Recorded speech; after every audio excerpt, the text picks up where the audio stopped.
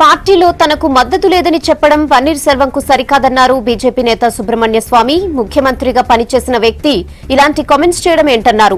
Paneer Selvam కామెంట్లను serious గా తీసుకోవాల్సిన అవసరం లేదన్న సుబ్రహ్మణ్య స్వామి శశికళ ఓ స్ట్రాంగ్ వుమెన్ అని అన్నారు. शशिकला काली जैसा है कि जिसके पास कोई पावर नहीं और वो एक मुख्यमंत्री गद्दी में बैठा हुआ मुख्यमंत्री को इस्तीफा देने के लिए मजबूर कर सकती है, तो फिर तो पन्नीर सेल्वम बड़ा बुज़दिल है, डरपोक है. उसने पहले क्यों नहीं बताया? ये कहना चाहिए था कि मैं जा रहा हूँ क्योंकि मुझे ज़बरदस्ती कहा कि जाओ, तो मैं ऐसे हिंसापूर्वक वातावरण में मैं नहीं रह सकता और चीफ मिनिस्टर का काम कर नहीं सकता. ऐसा कह के आते निकलते तो आज उसकी जय जयकार होती. बट ऐसे टाइम में जब सारी चीज़ अपने हाथ से निकल गई और उसने जाकर वोट ऑफ कॉन्फिडेंस में भी शामिल हुए और शशिकला को यूनानिमसली बनाया चीफ मिनिस्टर का कैंडिडेट, अब इसके लिए हम सीरियसली नहीं ले सकते. అన్నాడీఎంకే ప్రధాన కార్యదర్శి శశికళ తమిళనాడు ముఖ్యమంత్రి అయ్యే అవకాశమే లేదని స్పష్టం చేశారు senior journalist Rajagopalan.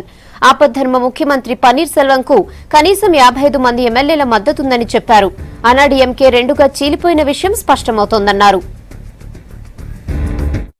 After O. Pannirselvam's press conference yesterday night, after he sat as a silent Maun Vrat at Jayalalitha Samadhi, I have a feeling that Shashikala will not become chief minister.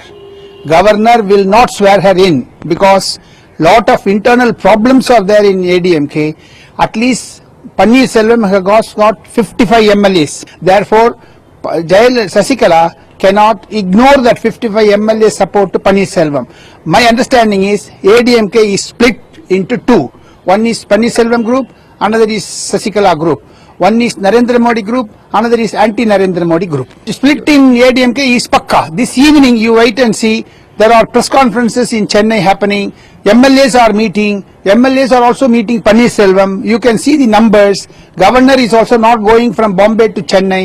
Therefore, tomorrow the swearing in ceremony will not take place of Shashikala. Future of ADMK, once it splits, there is no future. One section may go with DMK, one section may go with BJP, but there is no chance of one section of ADMK going with Congress.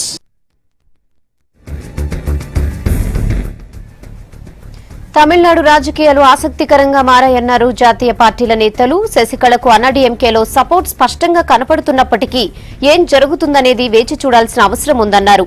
ఈ కీలక సమయంలో DMK ఎలాంటి steps తీసుకుంటుందనేది కూడా interesting గా మారిందన్నారు నేతలు. मैं मानता हूं कि वहाँ शशिकला को वहाँ के विधायकों ने चुना है और संवैधानिक किसी तरह की भी मर्यादा को वहाँ नहीं लांघना चाहिए.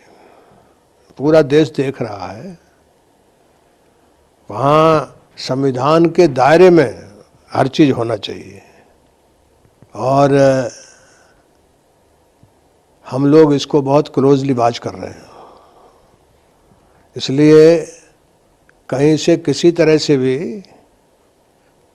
यानी वहाँ की पार्टी ने उनको चुना है, तो ऐसे कोई एक बार नहीं हुआ जब लोग विधायक दल ने चुन लिया उनको, तो उनके ओथ में जो डिले हो रही है वो मुझे समझ नहीं आ रहा क्या है कारण. देखिए, अब ये बात अभी स्पष्ट नहीं हुई है, लेकिन जिस तरह से उनको नेता बनाया गया उसमें तो आम सहमति से इनको पार्टी का नेता चुना गया, विधायक दल का नेता चुना गया.